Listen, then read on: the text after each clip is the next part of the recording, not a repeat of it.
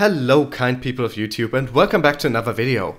I already did another video earlier today where I went through a couple news stories, but there's more stuff to talk about from the last couple days, so let's jump straight in with some very exciting news about potential steps towards mainstream adoption of crypto in the US. And that is that you can now buy Bitcoin at some grocery stores.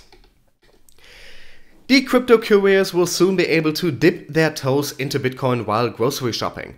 Bitcoin ATM company CoinMe is partnering with coin-to-cash converter Coinstar to allow Bitcoin purchases through Coinstar kiosks in a number of US states. At launch, only customers at certain Safeway or Albertsons stores in California, Texas and Washington state will be able to purchase Bitcoin through the kiosks, though there are plans to extend this offering to additional US markets and retailers following a successful launch, a press release said. CoinMe co-founder and CEO Neil Bergquist said the new partnership would provide consumers a convenient and easy way to buy Bitcoin while going about their daily lives. This in turn should make it easier for consumers to participate in this dynamic new economy, he added. In a separate statement, Coinstar CEO Jim Geraghty, I probably mispronounced that terribly, similarly highlighted the anticipated ease consumers with which should be able to buy Bitcoin with. Okay, something about this sentence structure is all over the place. Saying, Coinstar is always looking for new ways to offer value to our consumers when they visit our kiosks, and CoinMe's innovative delivery mechanisms, along with Coinstar's flexible platform, makes it possible for consumers to easily purchase Bitcoin with cash. Though Coinstar kiosks are primarily known for converting coins into cash, Amazon gift cards or other equivalent balances, Thursday's press release noted that at present, coins cannot be used for Bitcoin transactions. The kiosk will only accept US dollar bills with a $2,500 limit, so a pretty large amount you can buy in one go at these Bitcoin ATMs. To purchase Bitcoin, users would have to input their phone number to the kiosk and insert their paper bills. They would then receive a code, which the consumer would be able to use to redeem Bitcoin by creating a CoinMe account online. So what we are seeing here is the first step in an effort to roll out Bitcoin ATMs to grocery stores nationwide in the United States if this little pilot project goes well. This is one of the massive excuse me, I'm still dealing with the last bits of a cold. One of the major barriers of entry for cryptocurrency in a lot of countries, but particularly in the US where exchanges are heavily regulated and where it's sometimes harder to get into crypto, is just buying crypto in the first place. Even if you can easily get them, it is often not very welcoming, not quite threatening, but people are often worried and turned off by how complicated it seems, even when it isn't really complicated. Having these machines just sitting around in grocery stores, in kiosks, in supermarkets, that will be a huge step towards making crypto mainstream ready. Now it sounds like for the start they will only allow you to buy Bitcoin there. But of course almost all trading pairs around exchanges are denominated in Bitcoin, so you can pretty much get any other cryptocurrency through buying Bitcoin with some additional trades. This could potentially make crypto available to millions of people who either hadn't had a chance to get into crypto yet, or for whom the only ways to get into it were overly complex and were not threatening, I just can't think of the English word, I'm so sorry, but where people were worried about ways to get into it, where people thought it was too much work or too complicated or that it was too bothersome. This makes it simple, and this is what we need to establish the potential for mass adoption in the future. It needs to be possible for you to walk into a store in your area and buy cryptocurrency physically with cash. That is the big step that we need to really build the framework for a massive, massive mainstream future for crypto. So it's wonderful to see these companies CoinMe and Coinstar partnering to make this possible. Coinstar is actually pretty big, so they have a big reach and they can make this possible with a large number of partners. I'm very excited to see when they start rolling this out to more than just a couple states. If you do live in one of these states and have one of these stores close to you, I would suggest if you are looking to buy Bitcoin at some point in the near future, go to one of these places, do it there in person, because if these don't get used, they will not roll this out nationwide. So you can send a message now. If you were going to buy Bitcoin either way and you have one of these close to you, go there, buy them in cash, just to show them, hey, there is demand for this. Let's continue with some funding. I always like to talk about funding going into the crypto space because it means the even more groundwork is being laid for the future. And here we have a $1 million funding round for another dApp economy startup. dApp economy startup Total has raised $1 million in a private funding round. Arrington XRP, the hedge fund launched by TechCrunch founder Michael Arrington, led the round along with Neo Global Capital and Gorham Home Ventures. Detroit-based Total offers an application programming interface allowing crypto wallets such as Ether Delta and Radar Relay to offer certain exchange functions, including payments and transactions, arbitrage exploitation, and rebalancing, said CEO David Blesnak. In particular, the startup focuses on supporting other decentralized platforms. The new funding will be largely used to hire more developers, with about 40% also going into administration and marketing. By adding just 2 or 3 more developers, we can integrate a lot more business-to-business customers, Blesnak said. Response to the API, which launched in the last month, has generally been positive, he said, adding, a dozen groups are actively integrating it into their softwares, and another 50 groups that don't have the resources are in line. The company's tool allows for retail investors to optimize price discovery when buying or selling across borders, said Geoffrey Aron, a partner with Arrington XRP. If you're a professional trader, you can talk to people and get the best possible price, he said, but a lot of folks don't have the time or means to execute trades to get the best possible price. He also cited the team's flexibility as a reason for Arrington XRP's investment, noting that Total had been working on a decentralized application with a business-to-consumer focus, but shifted to focus on the business-to-business API base due to natural consumer demands. And we don't really need the rest of this article. Now, I have no idea if Total has a good project. I don't have the details about what they're doing. But I think just the money flowing into their wallet is the important thing here. We get news pretty much every single day about major funding rounds in the millions, sometimes even in the low billions for crypto-based projects, even in this extended bear market. And I keep pointing them out to you guys just to show you, look, all of this big money, institutional money, millionaire, billionaire money is flowing into building the crypto ecosystem of the future. Our future will be so incredibly, incredibly bright. But while we're on companies in the crypto space, let's talk a brief warning, and that is, please do not ever store crypto on an exchange if you don't absolutely have to. And surprisingly, the CEO of Kraken made this statement, who you would think would benefit from having a lot of liquidity established by a lot of crypto being held on their platforms. Jesse Powell, the CEO of a major crypto exchange, Kraken, warned users of digital assets to not store funds on trading platforms. Very good warning. The warning of Powell follows a high-profile security breach suffered by Cryptopia, a New Zealand-based crypto exchange known for its listing of a wide range of small market cap tokens. Any application or platform connected to the internet by nature is hackable. In essence, centrally operated crypto exchanges are similar to banks in that they hold the private keys and funds of users. If a hacker gains access into the central servers or internal management system of an exchange, the hacker can steal user funds, private information, and financial data. As Powell said, a more secure way of storing cryptocurrencies is in a hardware wallet or a non-custodial wallet that allows users to manage their own private keys. And this is his actual statement.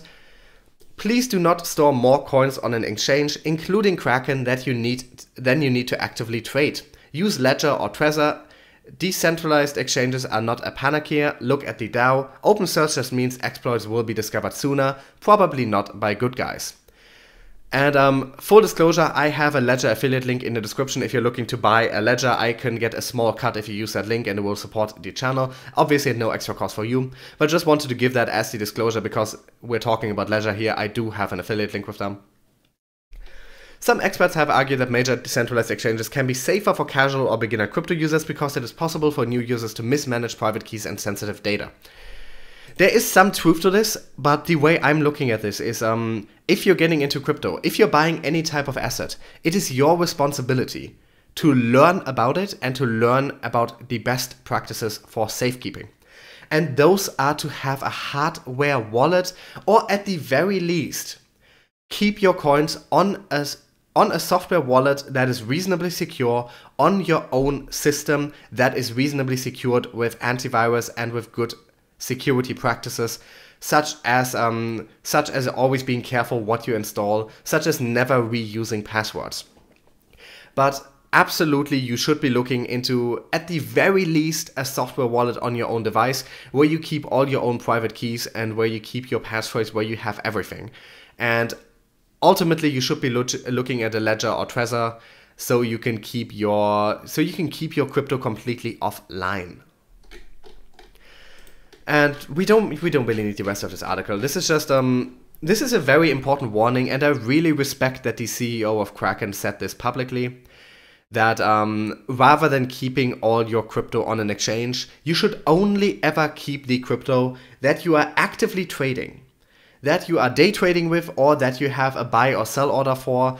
If you're waiting for the price to hit a certain amount and then you're looking to sell a certain amount of tokens, then it does make sense to keep them on an exchange to get ready to have an order ready. But anything you're not actively trading with, anything you're not integrating into sell or buy orders of any type, keep it on your own systems. Keep it on a software wallet, or even better, keep it on a hardware wallet. Please, please, please be careful, guys. And we're going to be remaining with exchanges for the rest of this video with the other two stories. BitMex is now shutting down trading accounts in the US and in Quebec. I never know how to pronounce that. I've heard it a million times, but when I actually have to pronounce it, it's always a problem. My brain works in weird ways. The Hong Kong-based Bitcoin futures exchange BitMex is pulling the plug on trading accounts in the US and in the Canadian province of Quebec. I'm so sorry. I've heard it a million times, but when I have to read it myself, my brain just lapses. Amidst growing regulatory restrictions in North America. Although BitMex is one of the most active Bitcoin trading platforms in the world with a current turnover of nearly $1 trillion, the trading platform is rightfully nervous on the impact of the tighter laws for exchanges on the continent. And essentially what is happening here is they got contacted by Canadian government forces to let them know that the way they were currently dealing with the exchange was illegal. So they are shutting down in parts of Canada.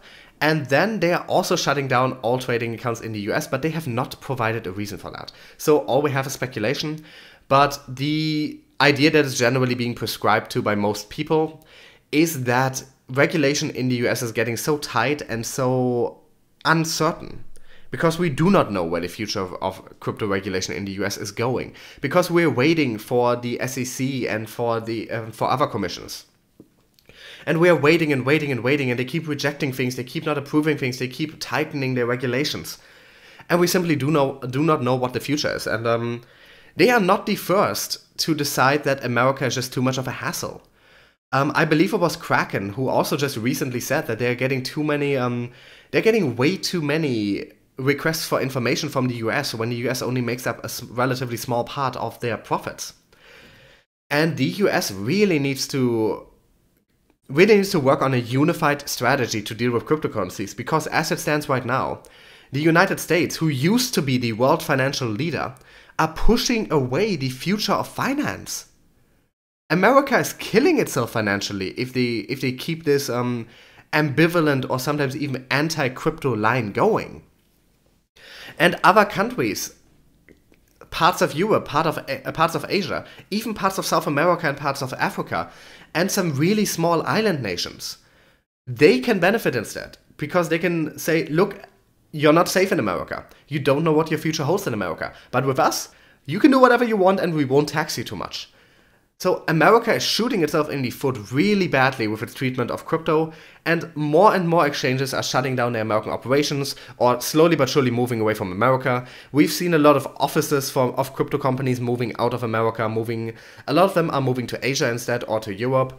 And unless they introduce a unified system for crypto regulation that is fair and that is future-proof, this will only happen more. And it's very sad to see America, who used to be so important in the financial world, and they are losing importance quickly. Especially the last 2 years, America has completely mismanaged everything to do with international finance. But this will happen more. This will only happen more. And last but not least, let's briefly talk about another new acquisition, and this time Coinbase has acquired a company. Major cryptocurrency exchange and wallet provider Coinbase has acquired Andreessen Horowitz-backed tech startup Blockspring. The purchase was revealed in a blog post published on January 14th. San Francisco-based Blockspring produces tools that enable developers to automatically gather and process information from application programming interfaces. In 2015, the company raised $3.4 million in a round led by venture capital firm Andreessen Horowitz and seed stage investment firm SV Angel, while also having support from venture fund Y Combinator. Following the acquisition, Blockspring will reportedly continue operating as an independent entity, while any changes to its business will not be binding on the company's current and new customers. Last month, Cointelegraph reported that a new application filed by Coinbase with the United States Patent and Trademark Office revealed that the exchange is seeking to trademark the crypto industry term BIDL, or build on for dear life, I guess. Actually, is that build on for dear life? I never looked into what it means, but I assume that's what it means. But anyway, that was a really stupid move, and they have since redacted that. The application revealed that Coinbase's BIDL, software as a service solutions would include software for managing, buying, selling, storing, transacting, exchanging, sending, and receiving virtual currency. Later in December, it was reported that Coinbase decided to drop its application, because obviously they got massive backlash because they were trying to copyright a term that is not theirs, or rather to patent, they weren't trying to copyright it. In August, Coinbase acquired San Francisco-based startup Distributed Systems, which works on decentralized identity solutions. With the new acquisition, Coinbase will purportedly work toward a decentralized identity system that will let you prove that you own an identity or that you have a relationship with the Social Security Administration without making a copy of that identity. So what we see here is Coinbase has been expanding massively. They of course have an $8 billion valuation, making them one of the most valuable companies in the crypto space. The only company I can think of off the top of my head that is more valuable is probably Ripple in the crypto space, who have, I believe, 20 billion in funding behind them. But Coinbase, as much as a lot of us do not like them, and as much as I share a lot of the misgivings around them, they are a big player in the crypto world and they are only growing bigger. They have been diversifying massively, buying up companies and launching new services. They have custody services, they have Coinbase Pro, they're offering a lot of different things now, and that is a smart strategy. Most importantly, while they are expanding, they are not expanding at an unreasonable rate, at a rate they can't keep up, like some other crypto companies like Bitmain. Bitmain went completely above and beyond, bought way too many things, started way too many projects for way too much money, investing tens and hundreds of millions. While Coinbase, they are making strategic acquisitions and launching new projects, but they're not spending 500 million at a time. They are dealing with all of this much better, and of course they don't have to rely on mining remaining profitable. So with Coinbase, we have some hints that there might be some mismanagement and some discontent within the company, with a lot of senior staff moving on from the company, leaving under mysterious circumstances. So something within the company is not going well. There seem to be some people who disagree with the direction the company is going. But at least as far as their expansion and their acquisitions and what they're launching as far as new projects, they are doing well. They have a good business plan. They don't seem to be stretching themselves too thin or spending too much money. And I think we will see Coinbase remain around and remain big for a long time, even if they become less important as an exchange, which they are set to become less important over time with how they're managing that. I think we will see Coinbase around for a long time. And with that, I'm going to end this video. As always, thank you so much for watching. This was a very adoption and building the future heavy video, so I hope that once again this was a hopeful one. I always try to be hopeful on my channel, and I think we have a lot of things to be hopeful about. As always, links to the articles in the description, as well as links to my social media pages and ways to support the channel. If you enjoy my content, if you derive value from my daily videos, I would really appreciate if you could just leave a like, leave a comment, and maybe share my videos with your friends. It really helps. Thanks for watching, and I'll be back with another video, as always, tomorrow.